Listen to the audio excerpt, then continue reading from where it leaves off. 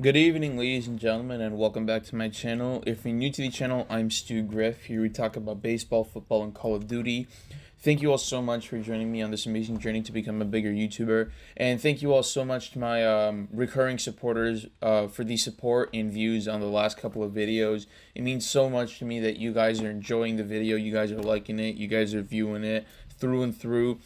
I've noticed that my average view time has gone up a couple of minutes, which I'm really happy about, but I actually haven't gotten any subscribers in the past month, so if you haven't already, be sure to subscribe to my channel to be a part of the Stu crew. Like the video so you can see more of this kind of content, so you can see more zombies content. And finally, last but not least, don't forget to hit the bell icon so you can get push notifications on when I drop my videos. Now today, like I said, I'm going to be doing a zombies video. And obviously about at midnight this past night, the new map Toten came out. And so today I recorded some gameplay and I'm going to do a voice overlay. I'm going to give you guys a review of the map. I'm going to be doing like the vibe, the layout, the difficulty, and my overall rating. Just giving you guys my 2 cents about the map and what you should expect and what you guys should think about when you're playing the map. So let's get this video on.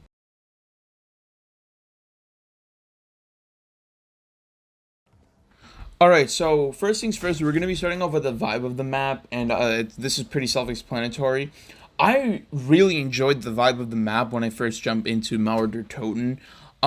It kind of gives you, like, it feels super dark and super grungy, kind of like Mob of the Dead did back in Black Ops 2, if you guys ever played that. If you haven't, you're not a true Zombies fan, but if you have, then you know exactly what I mean.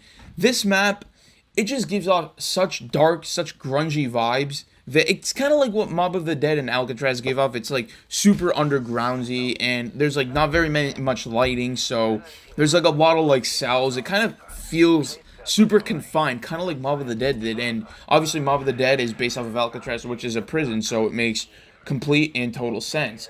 But I really like the vibe of the map, like the mixture of Mob of the Dead in there, and I also feel like it gives me Shadows of Evil vibes because there's a lot of buildings. It kind of feels like a neo-noir themed sort of map because of like the lighting, the way the lighting works, like the building. And yeah, it's obviously this is based in Germany and Shadows of Evil is based in New York City in the United States of America. But the vibes nonetheless are completely similar. They're very noticeably similar, and I don't mind it. I think this is one of Treyarch's better works. We'll get to that a little bit, by the way. But Treyarch has definitely given us a mixture of like the classic sort of zombies feel from like the Black Ops 3 and Black Ops 2 days, and it kind of mix it in with the gameplay and like the way the mechanics work over in Cold War. I think Treyarch did a very good job of mixing that together and giving us a really good vibey map. I really enjoy the vibe. I think the vibe gets a good 7.5 to 8 out of 10.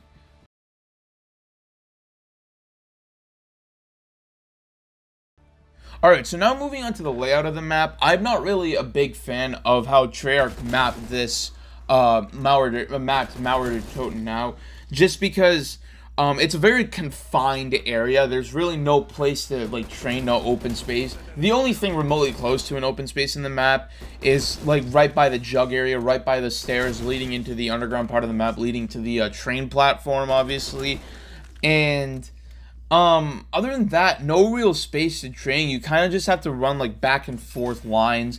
And that's what I really liked about Firebase Z. That may not have been a really entertaining map. It just may have been boring. But at least there were like a lot of places where you could just train, where you could camp and just not be like harmed by zombies at all. Especially in the center of the map, right by the helicopter crash, right by where Tombstone Soda is.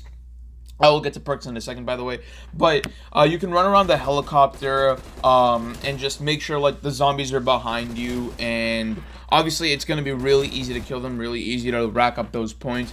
But in Toten, that's not really the case. There are a few like recommendations I have, which I will get to in a second.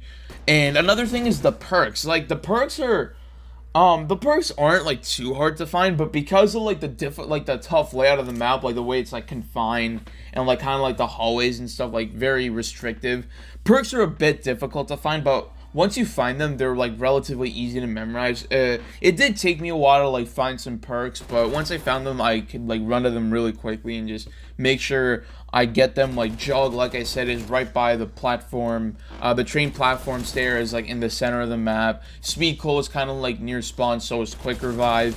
And another really cool addition to Malware to Toten are the zip lines. So, like I said, this kind of gave me Shadows of Evil vibes with like the neo-noir sort of feel.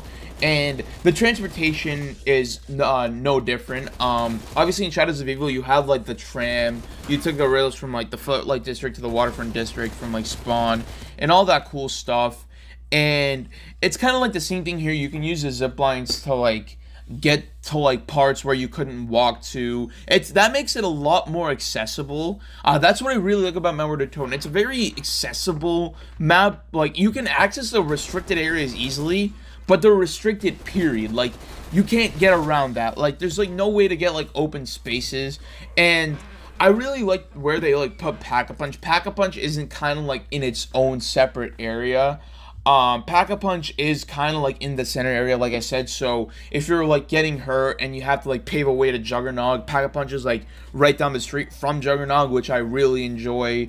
And yeah, the layout I think gets a 6 out of 10, just because there are like some really good things, but other than that, it's kind of like tough to navigate through, especially if you're a beginner. Because you haven't really experienced this kind of like restrictive maps yet, like these maps yet, kind of like in the old Call of Duty Zombies days. But yeah, that's what I give the layout. Now moving on to the difficulty of the map. Alright, now moving on to the difficulty of the map. Now, as a Zombies player who's had some quite a bit of experience, this may be a little bit hard to properly like judge. But I think this isn't too difficult of a map. The only thing making it more difficult is like the layout. But getting the power on, I think, is pretty easy. It's one of like the easier maps to do. It kind of feels like Zetsubo no Shima. I know I keep connecting to like older Zombies maps here, but hear me out. It very vaguely feels like Zetsubo no Shima because you have to obviously get water from the blue side and the green side and then pour water into the generators and then go to the center and then turn the power on. Here you have to obviously get 2 electrical fuses, but you don't have any sides involved with it. There's kind of like quote unquote 2 parts to getting the power on. That's why I made the connection to Zetsubo no Shima, but obviously that's not a very good connection. But it's not a very difficult map. Obviously you do have some boss zombies, some like zombies that you're gonna have to kill. The first one is the Tormentor zombies. Now these ones are kind of like a really darkish, like a fiery sort of red color, and they're very, very easy to kill. I think they're kind of like the Hellhound round in a sense. Like they're super easy to kill. But obviously like the Hellhounds come in like round 25. They have their own round really late, later on in like the middle to late rounds. And then you have the Tempest zombie. Now, like I said before, the Tempest zombie is what you kill to get the electrical fuses, and once you get those electrical fuses, that's it. You don't see those zombies anymore. And the Tempest zombies, again, are relatively easy to kill. They just have some armor that you have to pierce through, so just keep shooting and you'll eventually get there. And then the final boss zombie kind of gives me like Panzer vibes. It actually looks a lot like a Panzer. I don't remember the name off the top of my head, but it is pretty, it takes a while to kill. It's not necessarily hard, but it just takes a while. It does feel a lot like killing a Panzer because you have to pierce through like really sharp armor, and it obviously does shoot. It actually throws fire. It has a flamethrower, but it doesn't have like a hook to like pull you in, kind of like the Panzer did back in Origins and Der Riesendrock. So overall, I don't really think this is a difficult map. The difficulty, from 1 being the easiest to 10 being the hardest, is around like a 5. Like I said, it takes some getting used to, but once you get used to it, it's a really easy map. And once you get used to it, it drops down to like a 4 or even like a 3 difficulty, because obviously there's still no place to train, but that makes it a hell of a lot easier, and that's the difficulty.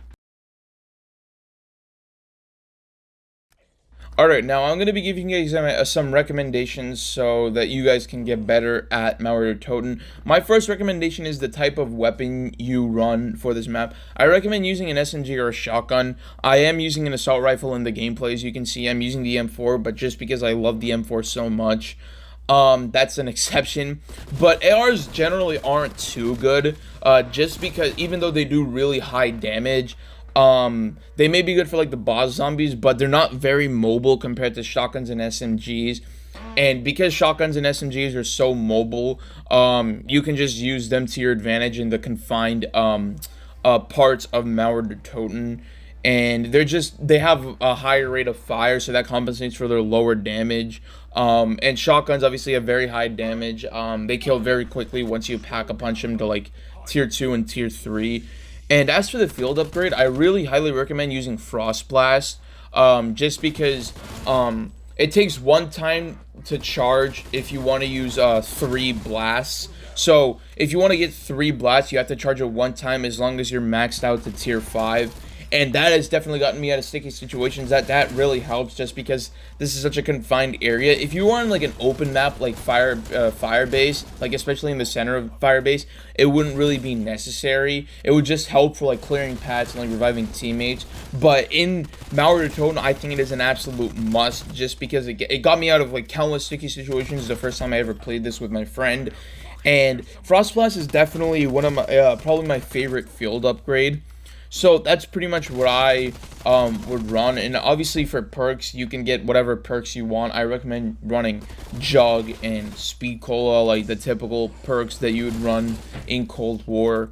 And yeah, that's pretty much my recommendations. And with that, the video concludes. I hope you guys so overall, I would rate this map a good 7.5, around like 8 out of 10. Because this is definitely Cold War's best map thus far, because it gives me the classic Black Ops 3 vibes, but it definitely mixes in like the gameplay and the mechanics that Cold War has implemented this year. And I think Treyarch did a phenomenal job of bringing me that experience. It will take some getting used to, as I said before, but once you get used to it, this is going to be a great map. And that's my overall, and with that, the video concludes. I hope you guys enjoyed this video. Again, be sure to subscribe, like, and hit the bell icon to be up to date and be a part of the Sioux crew. And this is Sid signing off for the rest of the night. Peace out.